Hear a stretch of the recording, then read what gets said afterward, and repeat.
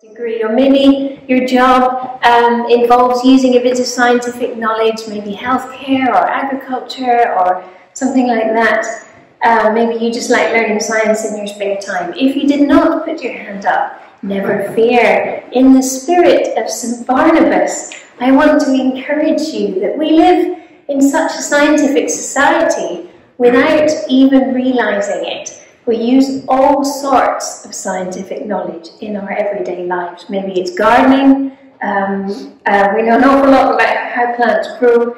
Now maybe it's looking after your health or the health of those you love, cooking, all sorts of things. We're using scientific knowledge often without really thinking about it. And I think we all have something to say in the conversation about science and faith. Psalm 8, which we've heard, starts with astronomy. It is of David, it is the inscription above the psalm. And we know that David was a shepherd. He would have known about the stars. He probably navigated by them. He would have known how they marked the seasons. And he would have watched them moving over the sky at night. This was the science of his day. He would have been able to see the stars very often without light pollution and had that feeling, which I hope you've been able to have, of just sitting, seeing myriads and myriads of stars, and one can start feeling slightly overawed.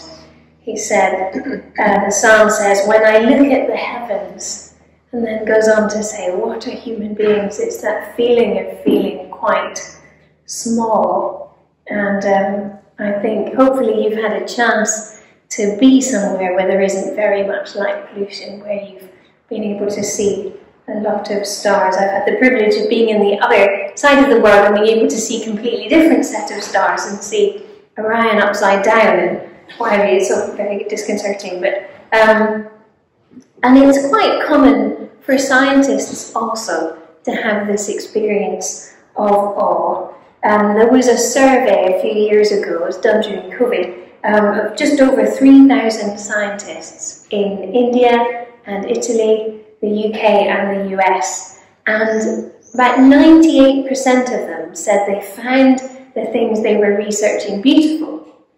About 90% of them said at some point they felt a sense of reverence or respect about the things they were researching. 87% of them felt they were in the presence, at least occasionally, of something grand as they were making discoveries. And 73% of them, at least once in a while, felt their sense of self becoming somehow smaller in the face of what they were learning about. I think those are all indicators of quite a deep, deep sense of awe, and possibly also a sense of the transcendent. I saw a cartoon where someone dressed as a bishop with a mitre and a crook was sitting next to someone in a white coat, I think indicating that they were a scientist, and they were looking at the moon, huge moon, and they were exclaiming. The bishop in the language of theology, it may have been a Gothic type font, unfortunately, but you know, the bishop's using the language of God, and the scientist is using the language of mathematics. They were both feeling a sense of awe at what they were seeing and expressing it in different ways. Now, of course, the bishop could have had a science degree before he was ordained, and you never know what kind of faith commitment the scientists may have had, but they were using different ways to describe the same thing. They were looking at this event of the moon, and they were doing what came natural to them. And you don't have to choose one way or the other. You know, they could flip from the language of mathematics to the language of theology and back again. We don't, when we make a cup of tea, think, right, science tea today, I'm going to think about what the kettle's doing to the water. Tomorrow, we're having meaning tea, and I'm going to think about the great British tea ritual. We don't normally feel like those two things are occupying the same space, the meaning and the mechanism of explanation in everyday life, but that is what some commentators or some environments can make us feel like. But on the other hand, many scientists are people of faith. There was a survey a little bit further ago than the other one, I think it was about 2012, where they found that 32% of biologists and physicists based in the UK, not necessarily British because it's a very international community in science, but those based in the UK, about a third of them believed in a God or some kind of higher power, at least some of the time. It was a very honest survey, wasn't it? But that's a lot of people. If you go into a lab and shake someone's hand, 1 in 3 times they're likely to have some kind of faith commitment or spirituality going on. And for the Christians among them, there's a very important strand of the Old Testament story, including Psalm 8, is how everything God created shows how great He is. In verse 1 it says, "You have set your glory above the heavens." Our cosmos is vast. Our planet includes so many things that are intricate, are ordered in many ways. The universe is incredibly fruitful. Life is diverse. There are powerful forces going on. It can be frightening or overwhelming. That's what always all about. It's things you can't get your head around. And people process this in different ways. Jacques Monod, a biologist, some time ago said, humankind at last knows that he is alone in the unfeeling immensity of the universe. That's quite a bleak view. Whereas you get someone like Jennifer Wiseman, who's the senior project scientist at the Hubble telescope, saying, everything is part of this majestic creation, and the more you discover, the more amazed you get by thinking about God. And David as well, his faith in God made sense of his experience in the world. It gave him a sense of significance, which we'll talk about later. But another strand of the Old Testament story is God's active involvement in his creation. Verse 3 says, "The work of your fingers." Again, I think this is compatible with the scientific story. To me, it's not surprising that a great God should produce a vast creation and produce life in the ways we see described by science on such incredibly long timescales. It's a majestic process. But it doesn't just stop there with an initial act of creation and then God turning his back, some kind of deistic worldview. And it's not even as if there's some big God and we're sort of ants at his feet that he barely notices. Verse 4 talks about God being mindful for us and caring for us. And that's why we have the Luke 8 passage. Jesus, with all power over creation, sitting in that boat, clearly, I think, knew the disciples were going to be fine. They just had to work hard and keep rowing, but they were terrified. So he had compassion on them and stopped the storm.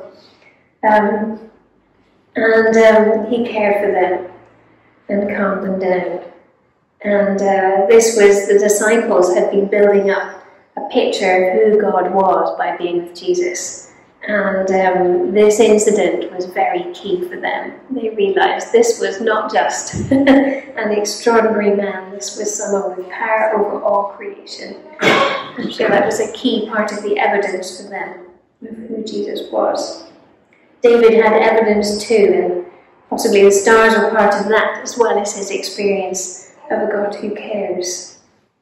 But we're not just expected to be passive, sitting there, being awestruck, having a bit of a think, gathering the evidence, feeling loved, although all those things are very good.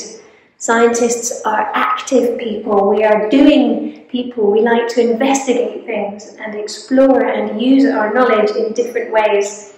And that's great. Jesus expected the disciples in that story in Luke 8 to have faith, to get on with doing what he was teaching them to do. And David also knew he had a role. Verse 6 says, "You have given them dominion."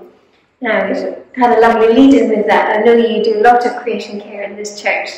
I'm glad you've got Hilary Marlowe speaking, who used to be our course director at the Faraday Institute. I can vouch that she is an excellent speaker. But this word dominion is a reference back to Genesis 1, where it says, let us make humankind in our image, according to our likeness. Let them have dominion over everything. Basically, lists everything. And dominion for God, as we know, is not a harsh word. It's not a controlling, exploitative word, as Christians have sometimes been accused of doing. It was supposed to be a gentle calling, and throughout the Bible we see God calling out, whether it is Jesus in the marketplace or prophets in the Old Testament, calling out abuse of power, people who are not caring for the poor, leaders who are greedy and starting wars without thinking about the impact on people and land. And we've already in our liturgy quoted the prophet Micah, where he said that God was calling people to act justly, to love mercy, to walk humbly with your God. So when Psalm 8 says, you have put all things under their feet, that means, as we know, to care for creation. And science is an enormous part of that. If we don't explore the planet, if we don't understand what's going on in the universe, how can we care for things and for people? If we don't apply scientific knowledge, how can we manage what we find wisely? How can we benefit well and kindly from what we find? Now, of course, Jesus, who is God become man, is ultimately the only one who can do that fully. We might have let things get a bit out of control, to put it mildly. But everything, as Hebrews, the letter to Hebrews says, is now under his feet, and that rule is being worked out. We still have that role of tending and keeping, but we can look to Jesus, who has the power to do that fully.